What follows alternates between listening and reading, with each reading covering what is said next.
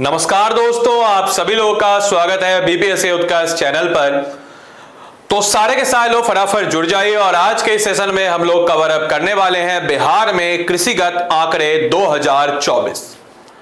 दोस्तों, बिहार एक कृषि प्रधान राज्य है और इसलिए बिहार से यह टॉपिक काफी ज्यादा इंपॉर्टेंट हो जाता है। अप टू डेट टॉपिक है तो 70वीं बीपीएससी के लिए अति महत्वपूर्ण रहने वाला है। हर साल आंकड़े बदलते रहते हैं, तो इस बार का जो आंकड़ा आपके लिए होगा वो 70वीं बीपीएससी के लिए अति महत्वपूर्ण होगा। तो हम लोग इसका विश्लेषण करेंगे इकोनॉमी सर्वे के साथ। कुछ इधर उधर की डेटा नहीं, सीधा सीधा मैं एज इट इज इकोनॉमी सर्वे आपके सामने प्रस्तुत करूंगा। इकोनॉमी सर्वे जो कि तकरीबन 450 पेज से भी ज्यादा लंबा है, उसको पढ़ पाना बहुत मुश्किल होता है। तो उससे रिलेटेड जो इंपॉर्टेंट पॉइंट्स होंगे हम लोग आज के इस सेशन में उसी को डिस्कस करेंगे। तो सारे के सारे बच्चे इस क्लास से जुड़ जाइए और जो लोग भी क्लास से जुड़ते जा रहे हैं इस वीडियो को एक बार जरा शेयर भी कर दीजिएगा और साथ ही साथ याद रखिएगा इस वीडियो को अंत तक आप लोग देखिए और ये पीडीएफ में डाल दूंगा, एक बार पीडीएफ को जरूर आप लोग देख लेंगे। तो सबसे पहले इकोनॉमी सर्वे का ही डेटा सारा चीज मैंने लिया है। तो बिहार में कृषि क्षेत्र की वार्षिक वृद्धि दर 2018-19 से 2022-23 की बात अगर हम लोग करते हैं तो कृषि और वानिकी में अगर हम देखते हैं तो कृषि और वानिकी में वृद्धि हमें 6.6% नजर आई। फसलों में 4.9% की वृद्धि, पशुधन जिसको हम लाइवस्टॉक या मवेशी कहते हैं 8.6, वानिकी एवं काष्ठ उत्पादन में 4.4, मत्स्य खेत और जल कृषि में हम 11.1 यानी कि जल में होने वाली कृषि जैसे मखाना हो गया, जैसे सिंघाड़ा हो गया, वहां पे भी हमने बढ़ोतरी प्राप्त की है।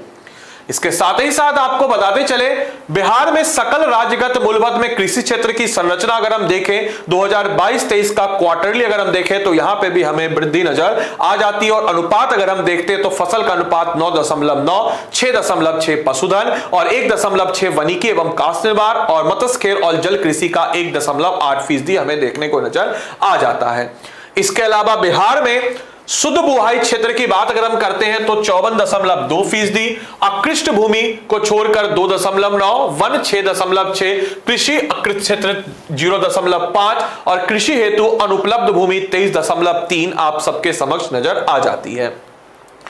इसके अलावा अगर हम लोग बिहार में फसल पैटर्न की बात करते हैं तो बिहार के फसल पैटर्न के डेटा को अगर आप देखिएगा तो आप पाएंगे कि अनाज में अगर हम लोग बात करते हैं, अगर हम लोग देखते हैं कि अनाज में हम लोगों ने 2022-23 के समक्ष 87.9% इसका योगदान रहा है। दलहन में इसका योगदान 6.4% रहा है। तिलहन में इसका योगदान 1.7% रहा है और रेशेदार फसलों में यानी कि जैसे अगर हम लोग बात करते हैं जूट वगैरह, इसमें इसका योगदान 0.9% रहा है। गन्ने की बात करते हैं तो 3.1% हमारे फसलों के आधार पर इसका रहा। इसके अलावा खाद्यान्न यानी कि ग्रेन्स जिसकी बात अगर हम लोग करते हैं, ग्रेन्स इसकी बात अगर हम करते हैं तो वार्षिक दर वृद्धि 4.8%। अनाज की जिसमें हम बात करते हैं 4.9 और इसके स्पेसिफिकली चावल की बात करते हैं तो स्पेसिफिकली चावल में 3.2। गेहूं में हम घटते हैं। यहां से क्वेश्चन बन सकता है कि कौन सा ऐसा फसल है जिसमें मुख्य फसलों के उत्पादन स्तर पे हमने निगेटिव यानी कि नीचे गए हैं, तो याद रखिएगा 0.3% के साथ माइनस में गेहूं में। मक्का में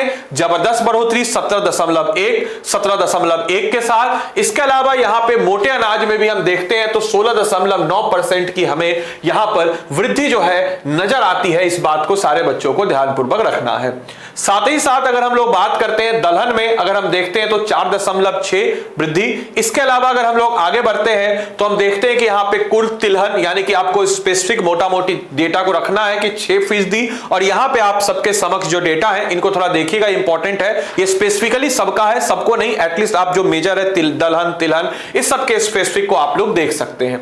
जूट में भी हम देखते हैं 1% की वृद्धि हमें यहां पर देखने को नजर आती है।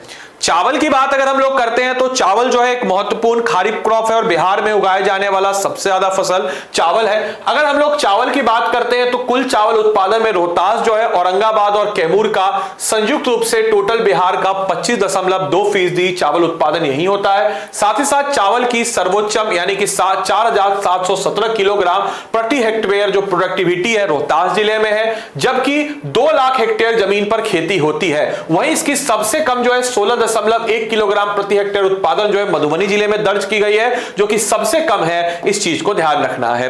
वहीं अगर गेहूं की बात करते हैं तो इकोनॉमी सर्वे के अनुसार गेहूं जो है मुख्य राबी फसल और बिहार का दूसरा सबसे इंपॉर्टेंट फसल है। इसके अलावा अगर हम लोग बात करते हैं कि जो कंट्रीब्यूट करता है स्टेट के खाद्य सुरक्षा के लिए, खगड़िया जहां पे प्रोडक्टिविटी हमें सबसे ज्यादा नजर आती है। याद रखिएगा प्रोडक्टिविटी और प्रोडक्शन में अंतर होता है। प्रोडक्टिविटी में खगड़िया पहले स्थान पे है, लेकिन प्रोडक्शन में रोहतास पहले स्थान पर, याद रखिएगा। वही प्रोडक्टिविटी में सबसे कम जमुई आ जाता है। ये सारे पॉइंट्स को थोड़ा सा दिमाग में रखिएगा।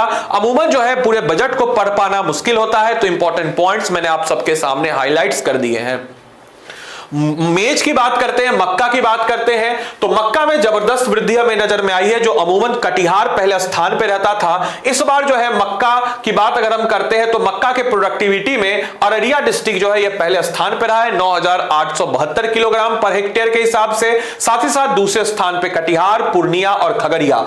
अररिया जो है प्रोडक्शन में भी पहले स्थान पे रहा है। वहीं अगर दलहन की बात करते हैं तो बिहार में लोग, खासकर शाकाहारी लोगों में दलहनों की मांग जो है काफी जबरदस्त है, जिसके फलस्वरूप जो है पोषण संबंधी लाभ और आपके सुरक्षित लिहाज से बढ़ रही है। दलहनों की बात अगर हम लोग करते हैं तो दलहन में सबसे पहले स्थान पे पटना 0.61 लाख टन, औरंगाबाद 0.28 लाख टन, नालंदा तीसरे स्थान पे और दलहन उत्पादन के अग्रणी जिले हैं। इसकी बात अगर हम लोग करते हैं तो संयुक्त रूप से 3 जिले 28.2% हिस्सा है।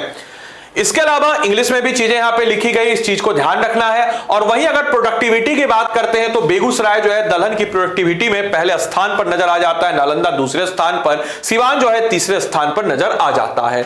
वहीं अगर गन्ने की बात अगर करते हैं तो गन्ने में पश्चिमी चंपारण में सबसे ज्यादा प्रोडक्शन, और टोटल राज्य के गन्ने प्रोडक्शन का पश्चिमी चंपारण अकेले 64.54% प्रोडक्शन कर देता है। जिसके बाद पूर्वी चंपारण 15.63 लाख टन, गोपालगंज 13.73 और समस्तीपुर 13.20 लाख टन के हिसाब से ईख का प्रोडक्शन करता है।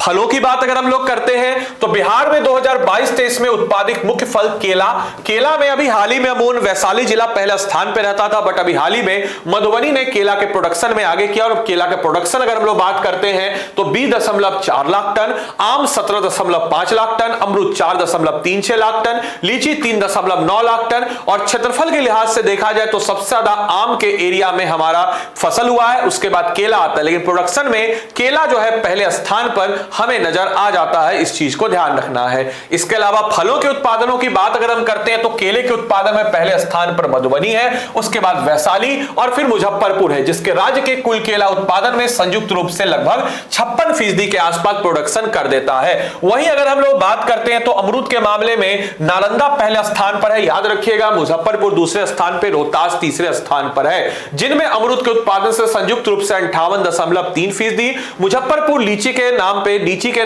स्थान पे पहले स्थान पर, जो कि अमूमन सब लोगों को पता है। इसके अलावा पूर्वी चंपारण, वैशाली और लीची उत्पादन में अग्रणी जिला, जबकि दरभंगा जो है 1.4 लाख टन, पूर्वी चंपारण और फिर वैशाली जो है आम के शीर्ष उत्पादक जिले हमारे यहां नजर आ जाते हैं। इस चीज को ध्यान रखना है। तो यह फलों का आंकड़ा है। इसके अलावा अगर हम लोग बात करते हैं कुछ और इंपॉर्टेंट एस्पेक्ट, सब्जियों की बात अगर करते हैं तो कृषि जलवायु संबंधी जो है सब्जियां भी हमारे यहां काफी ज्यादा उगाई जाती है, जिसमें सबसे ज्यादा सब्जियां उगाई जाती है आलू की 87.68 लाख टन, प्याज 13.21 लाख टन, बैगन तीसरे स्थान पे, टमाटर चौथे स्थान पे। तो अरेंज करने भी आ सकता है, आलू, फिर उसके बाद प्याज, फिर उसके बाद बैगन, फिर उसके बाद टमाटर और 5वें स्थान पर गोभी जो है यह आपके प्रमुख प्रोडक्शन के रूप में हमारे यहां नजर आ जाते हैं। तो इस प्रकार से हमने वेजिटेबल्स हो या फिर फ्रूट्स हो, इन सारे टॉपिक्स को एक बार देख लिया क्विक सेक्शन में। तो आप लोग इस पीडीएफ को डाउनलोड कीजिएगा, पीडीएफ में चढ़वा दूंगा टेलीग्राम ग्रुप पे, एक बार जरूर आप लोग इस वीडियो को देख लीजिएगा। तो मैं उम्मीद कर रहा हूं कि आपकी पढ़ाई अच्छी चल रही होगी और ऐसे बच्चे अपनी पढ़ाई को मजबूती प्रदान कर रहे हैं, बहुत अच्छी बात है। Self study is the best study. कोई भी कितना भी कुछ बोले, अगर आप सेल्फ स्टडी कर पा रहे हैं, चीजों को समझ पा रहे हैं, कोई इधर उधर की क्लास करने की जरूरत नहीं है। यूट्यूब पे वीडियोस वगैरह देख करके इतने कंटेंट है कि अपनी तैयारी को मजबूत कर सकते हैं। लेकिन ऐसे बच्चे जो सेल्फ स्टडी नहीं कर पा रहे, जिनको किताबें पढ़ के चीजें समझ में नहीं आती है, तो उनके लिए है ये संकल्प 3.0 बेस्ट। ऐसे बच्चे जो किताब को किताब पढ़ के चीजों को समझ रहे हैं वो यहां से वीडियो को स्किप कर सकते हैं। ऐसे बच्चे जो किताब पढ़ के चीजों को नहीं समझ पा रहे हैं उनके लिए वीडियो है यहां से। अगर मान के चलिए आपको एनसीईआरटी को एमसीक्यू के रूप में इसमें करा दिया जाएगा, साथ ही साथ पिछले 1.5 साल के करंट अफेयर्स को इसमें करा दिया जाएगा, जो इंपॉर्टेंट कॉन्सेप्ट्स हैं इन इंपॉर्टेंट कॉन्सेप्ट की क्लैरिटी के साथ एमसीक्यू, साथ ही साथ प्रीवियस ईयर क्वेश्चंस को भी हम करा देंगे। इस बैच की सबसे खास बात यह है कि आपको डे वाइज और डेट वाइज तरीके से आपको सारे के सारे फीचर्स आपको मिल जाते हैं। आपको करना क्या है तो संकल्प आपको करना क्या है तो उत्कर्ष के ऐप को प्ले स्टोर से डाउनलोड करना है, संकल्प 3.0 पे क्लिक करना है। इसके फ्री कंटेंट पे आप जाइएगा, फ्री कंटेंट इस पे अगर आप जाइएगा तो फ्री कंटेंट पे आपको नजर आएगा डे वाइज और डेट वाइज, ध्यान रखना है डे वाइज और डेट वाइज शेड्यूल नजर आएगा। इस शेड्यूल को एक बार आप देख लीजिएगा, आपको खुद रियलाइज हो जाएगा कि हाँ भाई बढ़िया तरीके से आपकी तैयारी की जाएगी। इसके अलावा यह कोर्स अभी दिवाली ऑफर चल रहा है तो 1000 रुपीज का यह कोर्स होता है जो दिवाली ऑफर के दौरान आपको 700 रुपए में मिल जाएगा। तो जाइए जल्द से जल्द सारे बच्चे अपने आप को इस कोर्स में एनरोल कीजिए और अपनी तैयारी को मजबूत बनाइए। तो मिलते हैं वापस से अन्य किसी वीडियो के साथ, तब तक के लिए सारे लोगों को bye bye, take care, thank you and thanks for watching this session. Thank you.